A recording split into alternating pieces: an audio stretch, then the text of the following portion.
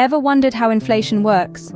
It's a concept that influences every aspect of our lives, from the price of groceries to the cost of a house.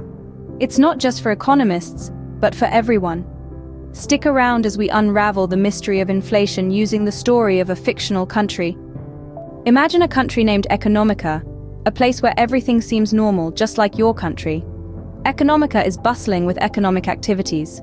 People are working, businesses are thriving, and the economy is growing. The currency of Economica, let's call it eco, is stable, and people have faith in it. They work hard to earn ecos and save them for their future. In Economica, the government, like any other government, has debts to pay and development plans to execute. To meet these needs, the government decides to print more ecos. On the surface, this seems like a great idea. After all, more money means more spending, right? And spending stimulates the economy, doesn't it? At first, this move seems to work wonders. The citizens of Economica find their pockets filled with more ecos than before. Everyone is happy.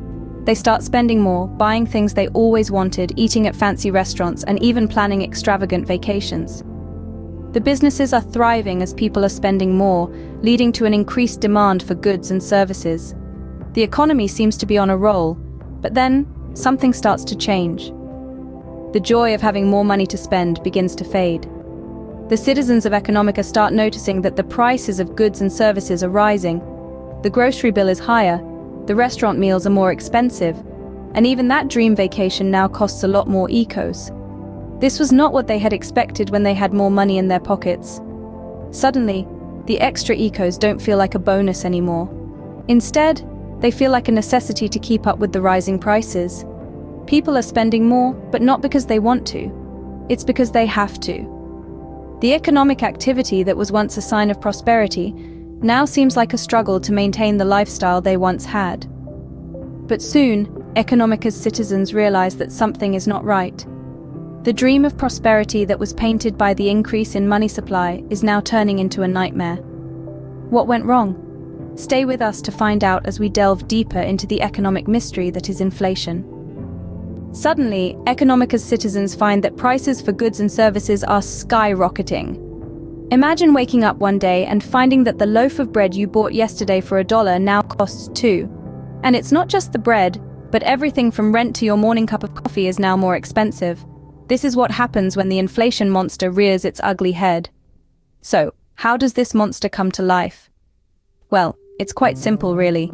When a country increases its supply of money without a corresponding increase in goods and services, we get inflation.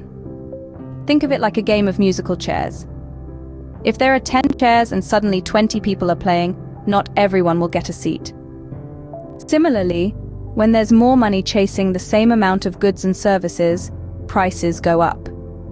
Now, let's see how this impacts the citizens of Economica. The hard-earned money they had saved now buys less than it did before. You see, inflation erodes the purchasing power of money. It's like a stealthy thief, silently stealing the value of your money. The dollar that could buy a loaf of bread yesterday can only buy half a loaf today. This is particularly hard on people with fixed incomes like retirees, who find their savings buy less and less each day. But it's not just individuals who suffer.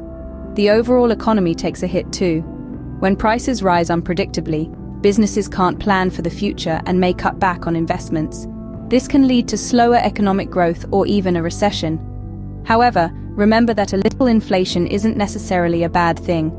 It can encourage spending and investment, which can help the economy grow. But when inflation gets out of control, it can wreak havoc on an economy, turning it from a land of prosperity into a land of dwindling wealth. And that, my friends, is the monster called inflation. But don't worry, in our next scene, we'll explore how Economica can tame this beast.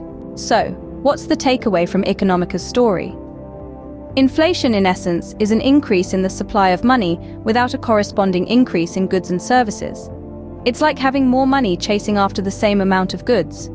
This leads to prices going up and the value of money going down, reducing our purchasing power.